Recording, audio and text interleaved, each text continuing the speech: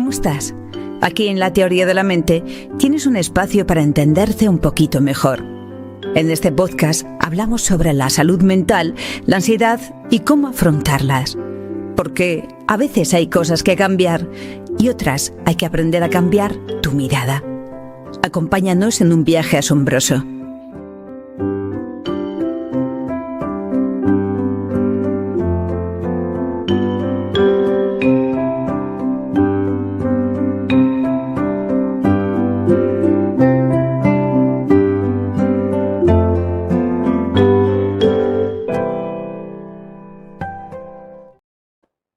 Bueno, no hace mucho ha sido Halloween, no hace mucho. Y aunque todavía no hemos hablado de fantasmas en el programa, porque este no es un programa de fantasmas, aunque bueno, puede aparecer fantasmas por todos los lados, porque fantasmas ya sabemos que hay en todas partes. Hoy vamos a hablar de síntomas y de síntomas que resultan especialmente aterradores para las personas que están padeciendo ansiedad. Claro, antes de empezar quiero compartir con vosotros algunos datos que a lo mejor nos ayuden a entender un poco la dimensión o la magnitud de estos síntomas, porque según la Asociación Americana de Ansiedad y Depresión, alrededor del 40% de las personas, y de esto vamos a hablar hoy, que sufren de ansiedad experimentan, taquicardias. Un 30% reporta mareos frecuentes relacionados también con la ansiedad. Un 20%, aunque hay otras fuentes que nos hablan de algo más, experimentaría despersonalización o desrealización en algún momento de sus crisis de ansiedad. Estos síntomas, que son muy comunes, vamos a hablar de este y de otros, pues generan al final un profundo malestar entre las personas. Así que, bueno, hoy vamos a hablar de ellos y lo más importante, vamos a hablar también de cómo podemos gestionarlo. Vamos a circunnavegar el mapa de la ansiedad a través de unos cuantos síntomas, sobre todo los que más os preocupan a vosotros. Y bueno, pues hoy, además deciros que nos vuelve a acompañar Alberto Madamé, que yo creo que nos vamos a hacer así un poco más habituales de momento, porque también me interesa también que vayamos conociendo también, que estoy harto yo de mí mismo. Entonces, yo creo que está, y también me imagino que vosotros igual, así que está bien también siempre tener a alguien. Y nos acompaña Alberto. Alberto, que ya le conocéis, es parte del equipo, parte de la casa. Vamos a hablar, ya os digo, taquicardias, transístoles, parestesias, de realización, ahogos, bueno, algunos de estos. Y bueno, pues si te parece que no sé si estás listo también, Alberto, para desmitificar o darle contenido a estos síntomas y ayudar a nuestra audiencia a entender mejor lo que les está ocurriendo. ¿Cómo estás, Alberto? Pues muy bien, Rubén, muchas gracias otra vez. Y sí, encantado de hablar de esto tan frecuente en consulta y tan interesante. Y además, fíjate, las cifras que dabas, desde luego lo hacen muy relevante. Y luego, además, cuando hablamos de salud mental y hablamos de ansiedad, es interesante también cómo estos síntomas no son simplemente eso, una consecuencia de algo que nos pasa, sino que se establece a veces esta relación circular y el propio síntoma pasa a darnos miedo a veces y hace que la tensión en el sistema, la activación suba, ¿no? O sea, pasa este síntoma a ser consecuencia de y también causa de una interpretación a veces que hacemos y por eso pues me parece especialmente interesante en este contexto. Es que además entendemos muchas veces que la ansiedad es una cosa que nos pasa aquí. La ansiedad es una cosa que nos pasa aquí, nos pasa aquí, nos pasa aquí, nos pasa en todos los sitios. Y hay que entender que, al fin y al cabo, ¿de qué estamos hablando cuando estamos hablando de un síntoma? Hablamos de una señal, es decir, hablaremos también de esto un poquito, de los marcadores somáticos. Bueno, tenemos un montón de temas por ver. Pero no sé si te parece que hagamos un poquito de orden, ¿no? Porque si vamos hablando de uno o de otro, los vamos a ir salpimentando. ¿Estás de acuerdo tú o no? Sí, sí, es cierto que me pasa y también con otros síntomas y con este específicamente, sí, sí, efectivamente, sensación de vulnerabilidad, un poco sensación de estar un poco a merced de los acontecimientos y también sí de vergüenza en caso de que esto ocurre pues, en un entorno social, en un entorno público, absolutamente. Claro, es que mantener el equilibrio a veces se relaciona con mantenerse uno, ¿no? Con mantener la entereza, con mantener la imagen. en este caso, de que, oye, la cosa va bien. Y esa sensación de estar voluble, de estar mareado, de donde el mundo se nos está moviendo de alguna manera, creo que lidia bastante con esto. Hay una cuestión muy interesante que es esta palabra que se llama la sensibilidad a la ansiedad, que se refiere a esa predisposición que tienen algunas personas a interpretar las sensaciones corporales derivadas de la ansiedad como potencialmente peligrosas. Aquellas personas que tienen más sensación, más sensibilidad a la ansiedad, van a ser personas que van a tener una mayor hipervigilancia, una mayor a sus propias sensaciones, ¿no? Nos está diciendo Víctor ahora mismo de Olivere, dice, jamás me había dado el mareo y el lunes pasado nos está diciendo, tuve que llamar a la ambulancia porque de la nada sentí como si me hubiesen dado muchas vueltas y soltar, que no era capaz de encarrilar sin caerme. Esto, a lo mejor, Víctor, no sé, podría tener más que ver quizá con el vértigo, porque el vértigo en ese momento es mucho más incapacitante. Dice que has tenido todos los síntomas habidos y por haber menos eso. A lo mejor no has debutado con este mareo también, es lo que te digo. Lo primero que tenemos que hablar, ¿no? Que me comentabas tú antes, el hablar de los síntomas y presuponerlos siempre como un tema que tiene que ver con la ansiedad, pues a lo mejor es algo que tenemos, ¿no? que ser prudentes. Primero, al médico. Si hablamos del taquicardia, no vamos a decir, oye, que a lo mejor es un tema que os habéis inventado. Entonces, me parece que es un tema muy importante para poder ver. Entonces, bueno, es una de las cuestiones que tenemos que ver, diferenciar quizá ese mareo del vértigo. Un poquito más acerca de esto. Sobre el mareo. Sobre el mareo. Sí, bueno, a mí me parece interesante siempre pensamos, ¿no? en por qué, ¿no? Hacemos estas cosas, si tiene una finalidad evolutiva, cuál es la lógica de esto, ¿no? Y es cierto, fíjate que claro, es posible que el mareo, oye, sí tenga una finalidad evolutiva, pues que nos advierta un poco de evitar determinadas situaciones o determinados peligros, y es posible que por eso lo tengamos en nuestro repertorio de experiencias y de recursos. Y lo cierto es que, sin embargo, a día de hoy, cuando nos ocurre en el contexto de la ansiedad, como hablamos, pues a menudo lo único que nos lleva es a evitar exposiciones a actividades normales, ¿no? No nos lleva a evitar peligros reales, sino que sí que nos lleva a veces a evitar pues, un contexto social, en el caso de que esto nos dé miedo o un determinado lugar. Entonces, bueno, parece que sí que podría tener ese origen evolutivo que tuviera un propósito, y a día de hoy, sin embargo, cuando se produce en el contexto de la ansiedad, nos lleva a evitaciones disfuncionales, ¿no? Que es un poco por lo que estamos aquí. Nos dice Alberto ahora que su mareo empieza porque empieza a respirar mal. Y es una de las cuestiones que tenemos que ver. ¿Por qué aparece también muchas veces el mareo? Y cómo el mareo está muy ligado, está íntimamente ligado también a la respiración, a la hiperventilación, que sería una de las cuestiones. Por otro lado, cómo está el mareo muy, muy, muy ligado a la tensión muscular, es decir, a toda esta parte de aquí en la que al final pues termina existiendo menos riesgo, menos riesgo. Y creo que hay un tema también muy importante que tenemos que entender, que dentro de todos estos síntomas hay un trasfondo bastante obsesivo. Con obsesivo me refiero a la capacidad que tiene una persona para fijarse en un punto, en una cuestión, en un síntoma y aislarse del resto. Es decir, que ese síntoma en ese momento sea lo más importante de su vida. Otra cuestión que yo creo que también es importante de los mareos, y es que los mareos, no sé si estás de acuerdo conmigo, pero como hemos dicho antes, está muy asociada a la sensación de vergüenza, y es de los primeros síntomas que aparece, por lo menos por lo que yo estoy viendo después de 25 años, casi en igual proporción entre hombres y mujeres.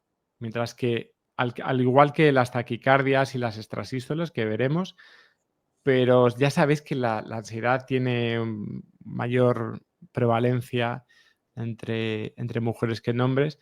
Bueno, pues el mareo aparece muchas veces con una frecuencia casi igual. No sé si nos quieres compartir o podemos compartir algunos elementos que creemos que pueden ser importantes, sobre todo para trabajar con esa sensación de mareo. Sí, la verdad es que aquí, además, en trabajar con distintas sensaciones, yo creo que vamos a repetir algunas de las estrategias, ¿no?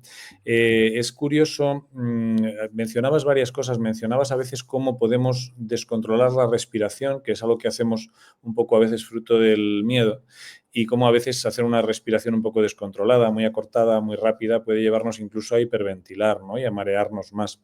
Claro, la manera de contrarrestar esto es hacer una respiración diafragmática, respiración abdominal que llamamos, ¿no? Que una respiración profunda, ordenada, y normalmente esto es una buena cosa, ¿no? Para los mareos.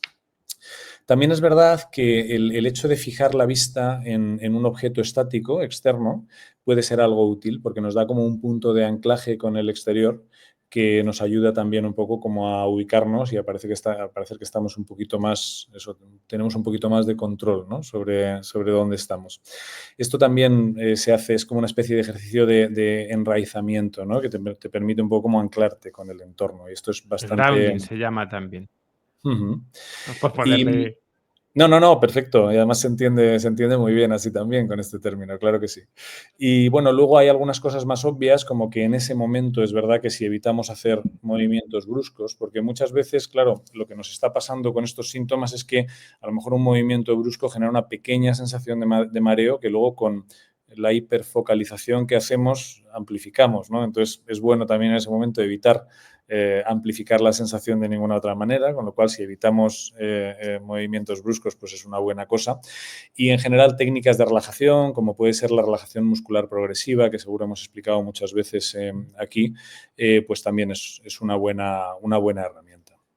Fíjate, si aquí está corroborando YouLady, que nos está diciendo, yo he mejorado mucho porque no le presto mucha atención a los síntomas, pero me cuesta dominar la parte de las emociones, nadie me puede decir nada que sea malo porque me pone mal, así no sea conmigo. Es decir, que hasta cierto punto nuestros síntomas, aparte de estar, porque una cosa es decir, nadie se los está inventando, están porque hay una huella somática que, bueno, pues a la que tenemos que estar acostumbradas, existe. Otra cosa es que algunas personas, como decíamos, tienen la capacidad para enfocar justo en esos síntomas. Entonces, la atención es el fuego o es la madera con la que se alimenta el fuego del síntoma. Y es algo que claro, tenemos que ver. Nos dice Melo que hoy, a pesar de la presión en el pecho y la hiperventilación, que se fue a Pilates con máquina poniendo su corazón a trabajar y no se ha muerto. Y precisamente vamos a hablar de esto, de ese milagro que es no morirse. Entonces, bueno, ahí podríamos pasar, si os parece, por darle un poco un margen también a otros síntomas, como podría ser, en este caso, las taquicardias, ¿vale? ¿Os parece? Pues vamos con ellas. Recuerdo claramente la primera vez que mi corazón comenzó a acelerarse sin ninguna razón aparente. Estaba en una reunión de trabajo intentando concentrarme cuando, de repente, sentí como mi pecho empezaba a latir con una fuerza abrumadora. Mi primer pensamiento fue, ¿estoy teniendo un ataque al corazón? Mi mente entró en pánico y la preocupación no se iba. Cada pocos minutos me tomaba el pulso intentando asegurarme de que todo iba bien, aunque nunca me sentía tranquilo. Dejé de salir de casa por miedo a que algo así me pasara mientras estuviese lejos de un hospital. Mi día a día se volvió agotador. Una lucha constante con ese miedo. Intentando controlar algo que simplemente no podía. Es el corazón, a su vez casi un cerebro, y es algo que hay que ver, porque se ha descubierto que el corazón contiene un sistema nervioso independiente y muy bien desarrollado con casi 40.000 neuronas. Y además hoy tiene una compleja y una tupida red de neurotransmisores, de proteínas, de células de apoyo. vamos a entender que el corazón es una bomba mucho más importante de lo que puede parecer en un principio. No solamente está bombeando sangre, no en vano, durante mucho tiempo y en determinadas culturas era casi el centro de las emociones. De hecho, muchas de nuestras emociones están muy ligadas a esa palabra. Corazón viene de cordis. Fijaros si hay expresiones en nuestra lengua. Concordar con alguien. ¿Qué decimos? Que nuestro corazón va con alguien. Discordar, ¿no? Con alguien. Nuestro corazón está separado, ¿no? Llegar a un acuerdo. Es que estamos llenos de corazón y no podemos evitarlo. Tanto será que hay una investigación muy interesante en Cambridge que nos ha revelado que quizá el corazón, como decimos, guarde un papel muy, muy complejo. El equipo pidió, un equipo de científicos pidió a un grupo de voluntarios que se decantasen por dos opciones para un mismo problema, una con un resultado que probablemente podría ser favorable y otra con consecuencias menos adecuadas. Y tenían que hacerlo mientras trataban de percibir tocando con sus rodillas el ritmo cardíaco. Es un ejercicio de introspección. Y determinaron de esta forma que aquellos que eran capaces de percibir con mayor nitidez el ritmo de esos latidos tomaban mejores decisiones, podían decodificar los mensajes de una forma más adecuada. Era casi un poco decodificar el mensaje cifrado de su corazón. Entonces, es muy importante, hay un montón de experiencias sobre tomar las decisiones cuando tenemos taquicardias o no taquicardias, que también se ha hecho bastante. Y cuando tenemos taquicardias, ojo, parece que tenemos algo más de generosidad, somos más impulsivos, somos más, bueno, pues tenemos esa cuestión. Nos dice Paqui Moya que para mí es lo peor, las taquicardias. ¿Y qué es una taquicardia, Alberto? ¿Cómo podemos definirla? Bueno, fíjate que al final tiene una lógica, y vuelvo un poco muy brevemente, ¿no?, a la referencia evolutiva. Claro, la activación del sistema de lucha-huida cuando hay un peligro real, pues de repente hace que el corazón lata más fuerte para bombear sangre suficiente, ¿no?, para activar todo el sistema muscular. Y lo que nos pasa con la ansiedad es que sabemos que no existe este peligro real como tal, sino una anticipación de un posible peligro que muchas veces nunca llega a existir, pero genera un poco la misma respuesta fisiológica, ¿no? Y es verdad que llega a ser uno de los síntomas que más miedo dan, y a mí me parece uno de los muy interesantes, porque en línea con lo que decía Rubén, de donde ponemos la atención, oye, qué capacidad tenemos los seres humanos para ignorar totalmente a ratos el latido del corazón y, sin embargo, en otras ocasiones ser conscientes y hasta atemorizarnos por él un poco, ¿no? O sea, que es uno de esos síntomas que a mí me parecen especialmente interesantes. Absolutamente. Además, fíjate, el corazón, además, nadie se preocupa por sus riñones, ¿no? Es decir, no es que nos preocupe por los riñones, pero bueno, que no le prestamos mucha atención, decimos, a ver si va a funcionar, no va a funcionar. Tampoco nos preocupamos mucho por el hígado, nos preocupamos por aquello con lo que estamos en contacto, con lo que podemos sentir, pero en el fondo yo creo que nuestra historia con el corazón es una historia un poco trágica, se parece a esta historia de Casandra, no sé si conocéis en la Ilíada. Homer nos cuenta la historia de Casandra, que es esa sacerdotisa de Apolo, que consigue obtener el don de la profecía, pues otorgando favor a un dios, pero eso no lo sentó mal a otros dioses. Y bueno, tuvo sus consecuencias. Así que fijaros lo que le condenan a Casandra. Le condenan a que efectivamente va a tener ese don de la profecía, pero nadie la va a creer. Es decir, yo voy a ver las cosas, pero voy a ser impotente ante lo que veo. Pues es la maldición de Casandra, que ya escribió Woody Allen en una peli. Y la persona que tiene una relación con la taquicardia, con la extrasístole, pues muchas veces tiene esa maldición de Casandra, porque muchas veces sentir que el corazón está latiendo, claro, es algo, y además sobre lo que no tengo ningún tipo de control, pues es algo complicado. Una taquicardia tiene que ver con la frecuencia cardíaca. Es superior a 100 latidos por minuto en una situación de reposo, pero hay que entender una cosa, que el hecho de que el corazón lata más rápido en un momento determinado puede verse a muchas razones, a muchas causas, no solamente es una enfermedad física, no solamente es un infarto que se le pasa por la cabeza a las personas, es que estás vivo.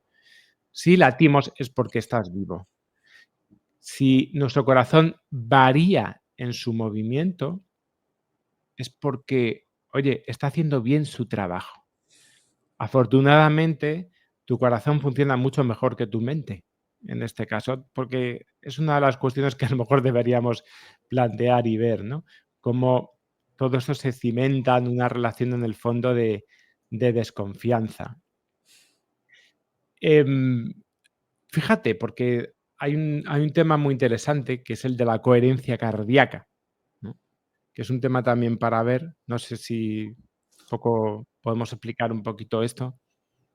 Sí, es un poco la sincronía, ¿no? del estado de los latidos del corazón y nuestras emociones, ¿no? Entonces, efectivamente, cuando se produce esta sincronía, es cuando hablamos de coherencia cardíaca. Un concepto interesante, desde luego. Claro, hay un tema que yo creo que es muy importante, es cómo armonizar, y una forma que tenemos para influir sobre el latido cardíaco, la respiración, y cómo vuelve a influir otra vez nuestro hermano aire ahí, nuestra respiración, con nuestro corazón, que es Ujú. un elemento muy importante. Pero fijaros que también hay una cosa que yo creo que es importantísima. Uno de los medidores, no sé si tenéis, alguien aquí ha cometido el error de tener uno de esos medidores de tensión, bueno, de tensión portátiles, no, de esos medidores ahora que los relojes inteligentes que te están midiendo también, eh, nos están midiendo, lo decís aquí en comentarios, pero miden el estrés. Y uno diría, oye, ¿cómo se mide esto del estrés? ¿Y cómo puedes saber uno de esos, uno de esos relojes que está el estrés? Pues veréis, hay un concepto que se llama variabilidad cardíaca. Entonces, la variabilidad cardíaca tiene muchísimo que ver con em, estados en los que si existe poca variabilidad, la cosa mal. No estamos bien. Es paradójico. Para que estemos bien tenemos que tener el corazón a veces para arriba y luego el corazón para abajo. Las personas que tienen poca variabilidad cardíaca suelen experimentar en el fondo más estrés de lo que parece, porque al final no están experimentando una dinámica en su cuerpo. Así que yo creo que hay que darle un poquito ahí al corazón y dejarle también, como decimos, que lata. Para mí hay un tema que yo creo que es crucial y es importante a la hora de ver en este caso, que es, fijaros, nuestro cuerpo lleva, pero vamos, muchísima ventaja evolutivamente a nuestro cerebro. Nuestro cerebro acaba de llegar aquí al mundo.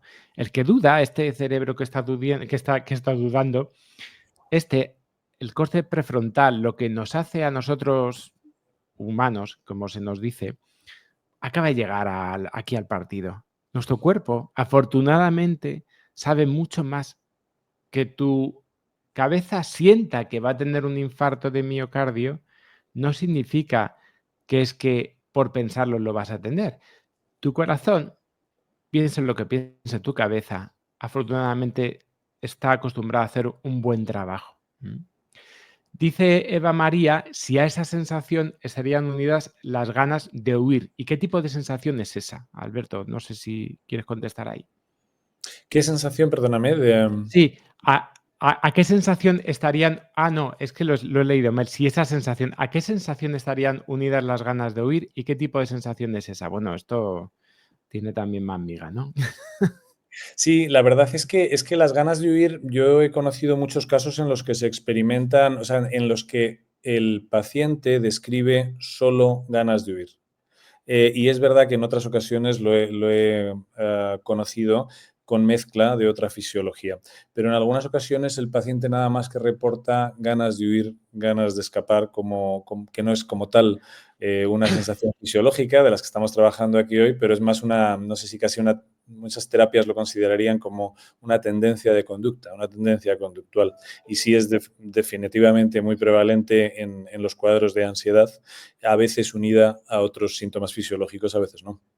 Claro, la huida está muy cerca está muy relacionada con la evitación, que tiene que ver con, oye, huyes porque quieres dejar de sentirte mal. Y como asocias que es el lugar donde estás, es donde estás mal, necesitas huir a un lugar en el que te puedas retirar. Dice Lupita que ha visto en vídeos que el té verde mejora mucho a las personas, que igual ayuda a la ansiedad y depresión. Pues ahora mismo me pillas con pocos estudios sobre el té verde, pero te prometo que lo estudiamos.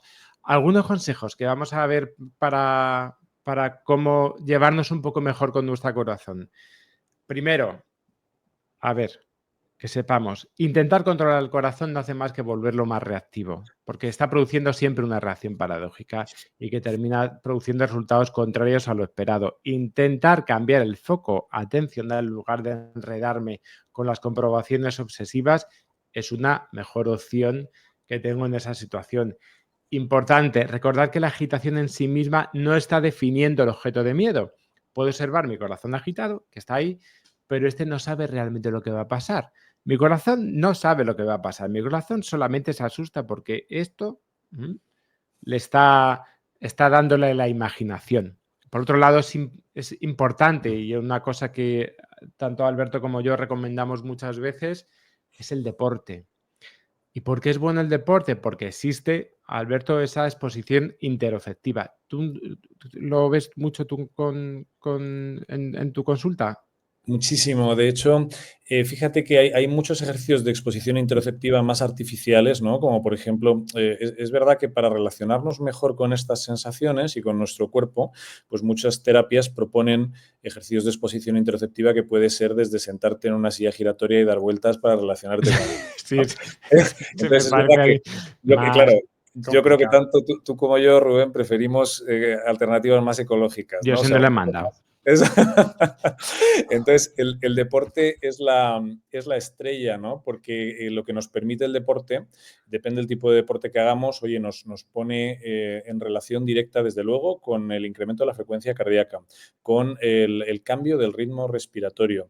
En ocasiones también con alguna sensación de mareo, porque en función del tipo de deporte que estemos haciendo, si es, por ejemplo, un deporte funcional que requiere pues, hacer burpees, de estos que se hacen, o cualquier otro tipo de ejercicio, pues nos pone un poco también en contacto con estas sensaciones de mareo y nos pone en relación con todas estas sensaciones en un entorno seguro, en un entorno donde la narrativa que tenemos alrededor es que estamos haciendo algo saludable y algo que es bueno para el cuerpo.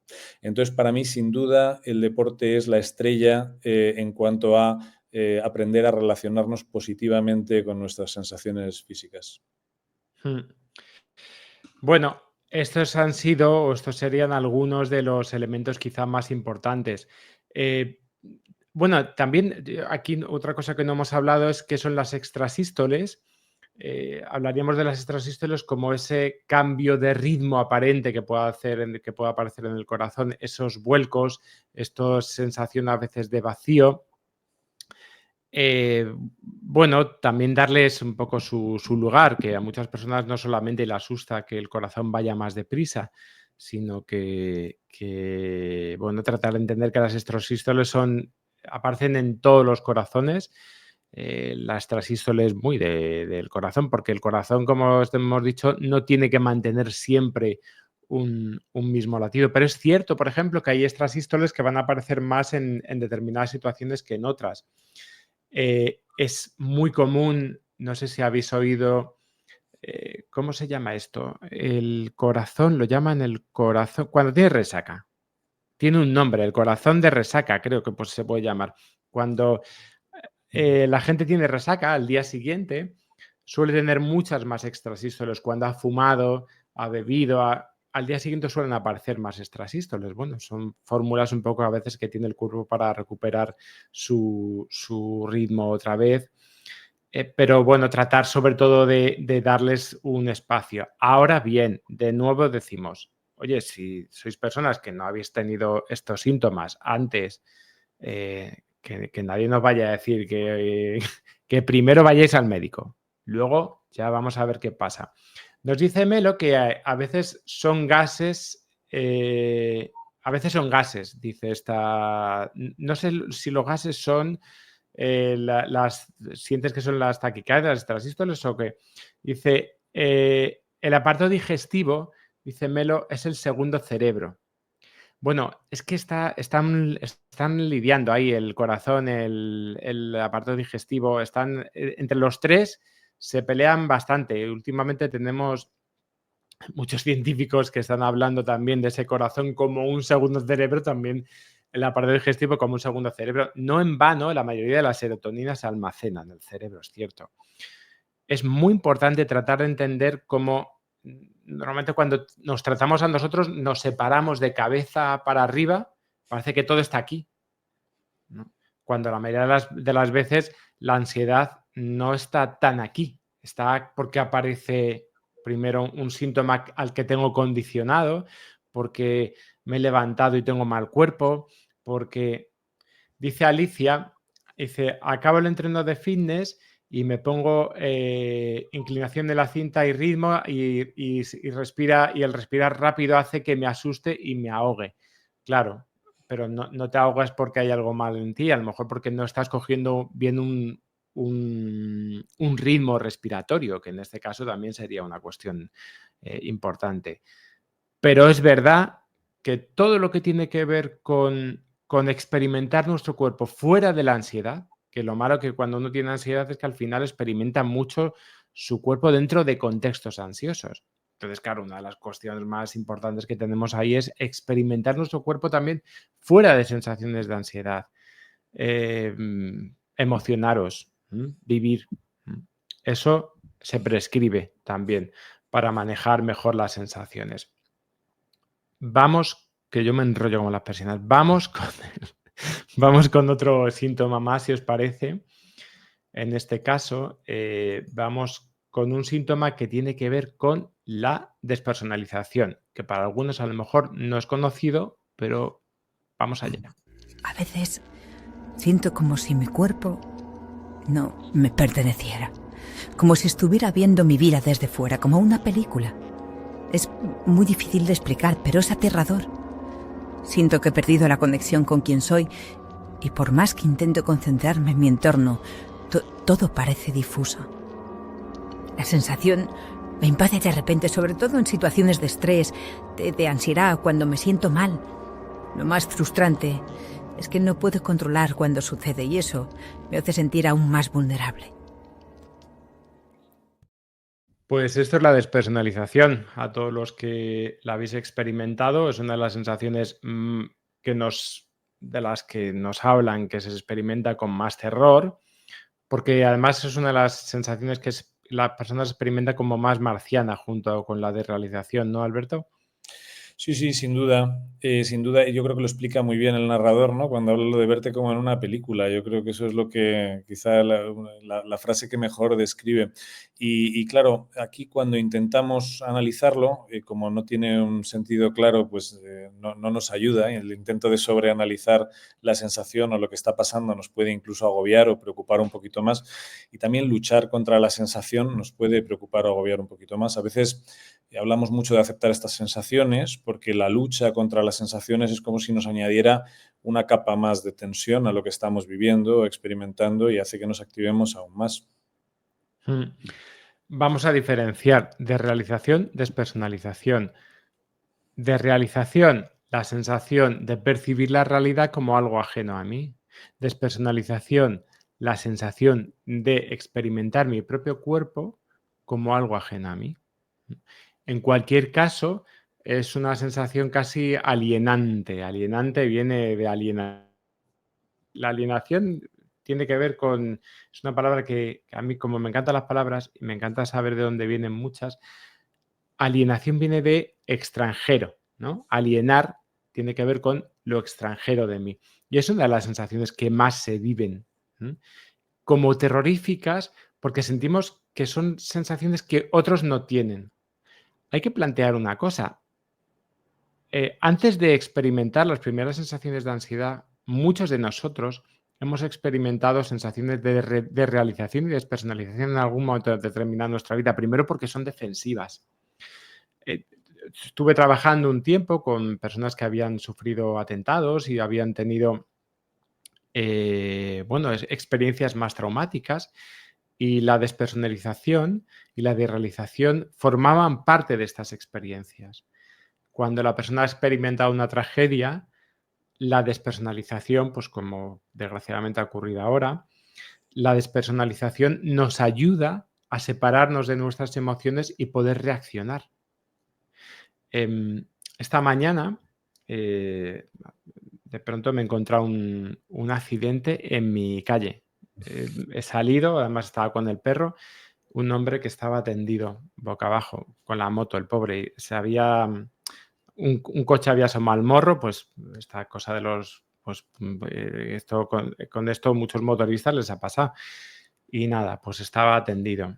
De pronto, es esa sensación que uno puede tener de esto parece que no está pasando. Y gracias a esa sensación de que no está pasando, eso nos permite reaccionar de una forma mucho más fría que de otra manera no nos sale. Entonces, la despersonalización, la desrealización siempre son funciones que han estado ahí y que han servido como protección. ¿Qué es lo que pasa? Que cuando las experimentamos fuera de esos entornos, está además muy ligado a terrores existenciales, ¿no? Es como si las personas con despersonalización se preguntan todo el rato, bueno, como quién soy, qué hago aquí, pues cosas que no podemos responder, porque lo existencial, pues no podemos responderlo. Está muy ligado también a temas un poco más místicos, tiene mucho que ver con eso. Pero muchas de las personas han entrado en despersonalización, desrealización a partir del consumo de sustancias. No todos, pero algunos. Y al experimentar esas sensaciones se asustaron. Incluso he visto bastante cómo personas experimentaron sensaciones, en esos momentos les parecía maravilloso, y cuando estaban fuera de ese contexto donde habían consumido alguna sustancia, empezaron a aterrarse. Dice James yo no sé si sea eso, más bien veo todo muy brillante y medio difuso en ocasiones y a veces mucha paz, es muy raro. A veces despierto con manos entumidas, sí, entumidas entiendo, entumecidas. Y llevo un mes así, no sabía que así se sentía. A veces ver brillante, ver contrastes de colores también es una cuestión que tiene que ver, porque al fin y al cabo la ansiedad es una respuesta que afina nuestros sentidos. Esto es algo que tenemos que ver, no tiene esa función, es una especie de superpoder. Lo que pasa es que a ese Superman le pone super oído todo el rato, pues imagínate cuál va a ser la vida de Superman. O si tú tienes una visión muy, muy clara todo el rato, con esos contrastes de colores, pues también. Eso probablemente se acerca a este terreno de la ansiedad. No sé si hay algo a ti, Alberto, en este caso que te llame sobre todo la atención, o si hay algo para destacar en tu caso. Fíjate, antes de entrar, ¿no?, en cosas que podemos hacer para estas sensaciones, yo sí que desde luego coincido en que son a priori de las que resultan, también por venir fuera de contexto, efectivamente resultan de las más atemorizantes. Y es curioso, sin embargo, que siempre recomendamos, ¿no?, tratar de perderle un poco el miedo a la sensación cuando la tenemos. Y a mí, fíjate, en el caso de concretamente de la desrealización, quizá la despersonalización también, se me ocurre que efectivamente hay momentos de la experiencia normal donde sentimos esto, ¿no? Y no solo cuando hay un acontecimiento a lo mejor con carga emocional elevada, sino simplemente, oye, cuando a lo mejor estamos toda la noche, pues yo qué sé, haciendo cualquier actividad que trasnochamos mucho, ¿no? Y estamos muy fatigados, y a veces sí podemos tener esta sensación cuando nos amanece en algún lado, y también con esto de las luces que hablabais, podemos tener esta sensación un poco de irrealidad del entorno, ¿no? Que es una mezcla simplemente un poco entre fatiga y, bueno, unas luces y unos colores en el entorno que no son los habituales, ¿no? Con lo cual es verdad que a mí sí me sirve entender a veces que estas sensaciones, se pueden producir en la experiencia normal, para perderles un poco el miedo, ¿no?, cuando se producen en el contexto de la ansiedad. Vale, y antes de continuar un poquito con las soluciones, no me gusta hablar de soluciones, vamos a hablar de entendimiento con estos síntomas. Vamos a hacer un descanso de 1 minuto y vamos a hablaros de algunas cosas que tiene que ver con el podcast.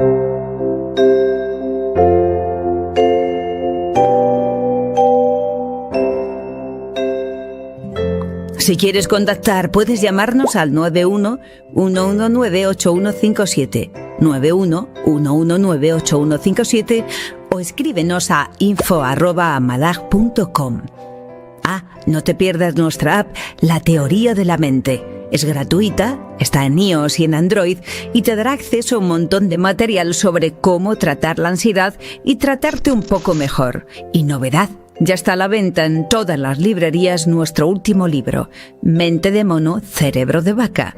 Un tratado para gestionar la ansiedad que te producen las preocupaciones y las rumiaciones.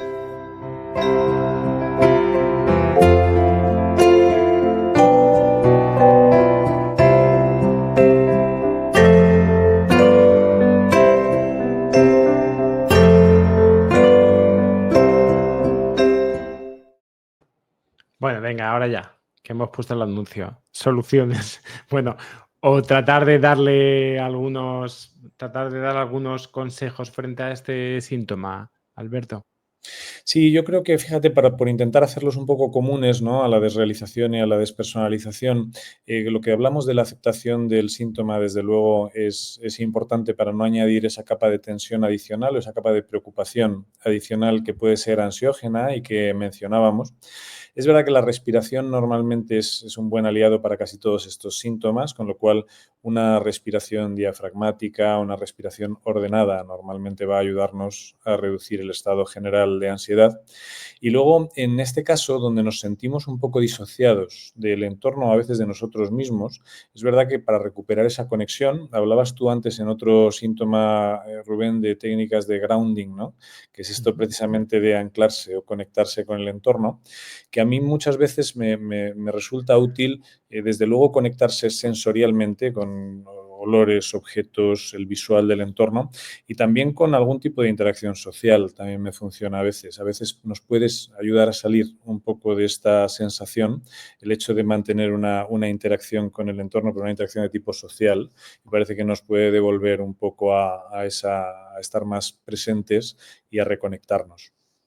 O sea que frente a esa sensación de desconexión, lo mejor que podemos hacer es conectar. Meternos en ese momento en nuestras historias no nos suele ayudar a conectar. Menos mal que tenemos un mundo, a veces maravilloso, a veces no tanto, alrededor, que nos permite alejarnos de de nuestro propio, entre comillas, narcisismo. Con narcisismo no quiero decir que seamos narcisistas aquí, pero sí que muchas veces cuando nos está pasando algo, lo ponemos en el centro de la habitación y es verdad que nosotros mismos no tenemos muchas veces muchos recursos para poder sacarnos de esa situación. Imagínate, sobre todo cuando lo acompañamos de historias más existenciales, claro, al final se vuelven historias terroríficas. Pero es verdad que a mí me gusta mucho que la forma en que nos conecta al mundo, ¿no? La forma en que el mundo nos hace estar, ¿no?, independientemente de nuestras historias. O sea, el mundo es otra cosa. A mí me encanta Woody Allen, porque Woody Allen es que esto lo hace fenomenal. A mí me encanta siempre comento muchas veces esta escena de Annie Hall, en el que sale un Woody Allen pequeño y va a una consulta de un doctor que se llama el doctor Esker y le dicen, mire usted, le dice la madre de Woody Allen, que no me estudia, no me está estudiando. Y dice el doctor Esker, ¿y por qué no estudia el niño? Y le pregunta al otro, pues porque el universo se expande, ¿no? Típica historia muy existencial que puede surgir en ese momento. Y dice, y como se va a expandir el mundo, pues va a llegar un momento en el que, claro, yo no voy a poder hacer nada y ¿para qué? ¿Para qué voy a estudiar si el mundo se va a expandir y nos vamos a morir todos? Y entonces la madre, que a mí me parece maravillosa, siempre hacen lo mismo. Woody Allen siempre hay un personaje que plantea una realidad existencial y la madre es la figura esa del grounding, esa figura sabia en ese momento que le dice, sí, hijo, pero tú vives en Brooklyn, dice, y Brooklyn no se expande. No, pues de esto va. O sea, que el mundo se expande, el universo se expande, un día moriremos, pero no ahora, ¿no? Estamos aquí. Entonces, Brooklyn no se expande, que yo creo que es uno de los elementos también más importantes, poco para ver. Entonces, conectar y sobre todo no creer que me voy a volver loco es lo mismo que volverse loco. Esto no tiene que ver con la locura. Esto tiene que ver con el miedo. Tengo miedo a que esto me vaya a desembocar en una locura. No, la locura no es eso es tener miedo, que es muy diferente y que son elementos que no tienen que ver. Nos dice José Ferrer, antes de continuar con el siguiente, si un suceso de bradicardia podía estar asociado a una situación de ansiedad. Te diría que, mira, eso lo veo un poco menos. Es decir, la ansiedad está más relacionada con el sistema simpático, que es el que está siempre activando, que es el que... La bradicardia, solamente puede aparecer bradicardia en el caso, por ejemplo, del miedo a las inyecciones y a la sangre. Es decir, aparece una subida de tensión, pero tiene que mezclarse la ansiedad con la sensación de asco, que es diferente. Entonces, bueno, dice Lupita, yo tengo miedo a quedar loca y pienso y lloro. Digo, claro, Lupita, eso es eso. Una cosa es pensar que, claro, porque muchas veces además se tiene esto como una historia todavía muy, muy siniestra. En realidad tienes miedo. Fíjate, si tu propia frase lo dice, yo tengo miedo a estar loca, ¿no? Lo que tienes es miedo, no locura. La locura es algo diferente en este caso. Y creo que es importante que cuanto mejor podamos detallar nuestras sensaciones, nuestros síntomas, va a ser mejor, porque nos aclaramos mejor, porque podemos, cuanto mejor nos describamos, hay muchos estudios que nos están hablando de esto, cuanto mejor describamos lo que nos va a pasar, nuestra amígdala va a estar menos activa. Vamos con otro de los síntomas. ¿Te parece, Alberto? Sí, perfecto. Pues vamos. Es como si no pudiese respirar profundo, como si el aire no llegase a mis pulmones. Cuando sucede, me entra el pánico y siento que me voy a asfixiar. Intento respirar más y más, pero cuanto más lo hago, peor se pone. El miedo a no poder respirar se vuelve a veces tan intenso que me asusta salir solo. Siempre pienso, ¿y si no puedo respirar y no hay nadie para ayudarme? Es una sensación horrible que nunca termina de desaparecer. A veces me han dicho que hiperventilo, pero no lo noto. Solo es esa opresión en el pecho y esa sensación de ahogo también, que aparece durante el día, pero está de manera sostenida. ¿Y qué tenemos que decir de los ahogos? ¿Qué te parece? Bueno, fíjate, yo creo que lo explica muy bien. Yo creo que es uno de esos síntomas donde claramente la sensación de ahogo es tan poderosa y además es cierto que muy a menudo la sensación de si estamos tomando o no el oxígeno suficiente tiene un componente subjetivo tan grande, ¿no? Basta que tú ahora me digas, oye Alberto, pero ¿estás respirando bien? Para que yo ya lleve la atención a la respiración y empiece a cuestionármelo cuando la respiración pues a menudo está muy bien regulada de manera natural, ¿no? Entonces lo que pasa es justo esto, ¿no? Y creo que explica bien el narrador, que sensación de ahogo y empezamos a hacer una respiración, pero que normalmente es una respiración apresurada y que lo que normalmente, bueno, es fácil que derive en hiperventilación, que justo es el síntoma que nos puede causar precisamente un mareo y es una incorporación inadecuada de oxígeno, ¿no? Hiperventilación, paradójicamente, quiere decir que tomamos demasiado oxígeno, que nos estamos colocando con el oxígeno. Esto sería, curiosamente, al colocarnos con el oxígeno, lo que estamos haciendo es que tenemos un oxígeno que no puede, que se concentra en los pulmones, pero no llega a la parte más distal. Temas de nuestro organismo. Hay tampoco me querría poner muy técnico, pero bueno, tenemos que saber que mientras que hay una concentración aquí de oxígeno, algo que llamamos hemoglobina, que es lo que transporta el oxígeno a las diferentes partes de nuestro cuerpo, se pega mucho al oxígeno. ¿Os acordáis? Para los que a lo mejor tenéis ya un poquito de edad, ¿no? Los que peináis un poquito de canas, yo peinar no puedo peinar muchas, pero más o menos puedo estar en ese momento. No sé si os acordáis de unos dibujos además que se llamaba La vida es así, que había unos con una mochila que eran eso, los glóbulos rojos que transportaban el oxígeno. Bueno, ¿qué es lo que ocurre? Que cuando tenemos mucho oxígeno, al final se les da una orden a estos de que no pueden distribuir el oxígeno, ellos se lo van quedando, y esa es la razón por la cual estamos sintiendo muchas veces hormigueo, estamos sintiendo que el cuerpo pues está con esas sensaciones de parestesias, que por cierto, parestesias, hablaríamos de la sensación de hormigueo, que es otra, ¿no, Alberto?, de las cuales las personas se suelen asustar bastante. Sí, sí, sin duda. Es una sensación de hormigueo intensa y que te lleva a pensar que no te va a responder adecuadamente si te ocurre en los brazos o en las piernas. Y efectivamente es una de las que no se reportan igual con tanta frecuencia como otras que hemos discutido, pero vamos, nos la encontramos de vez en cuando. Y es cierto que también asusta mucho por la sensación de pérdida de control casi hasta muscular, ¿no? Bien. Bueno, hemos hablado de los síntomas más comunes. En este caso también hablaríamos, ¿qué recomendamos frente a la sensación de ahogo o presión en el pecho?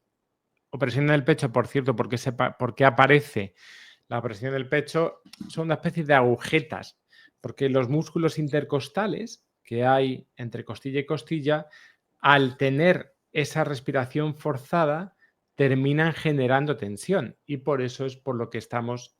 Y otra cuestión es porque tenemos o terminamos experimentando un cierto bloqueo del diafragma. El diafragma es este musculito que ayuda o que es el que provoca nuestra respiración. Bueno, pues el diafragma, pues no es que se bloquee el diafragma como tal, no se puede bloquear, pero sí que si lo mezclamos con todas estas sensaciones, lo que termina es eso, volviéndose en ese momento menos flexible. Así que ahí están apareciendo muchos de los síntomas.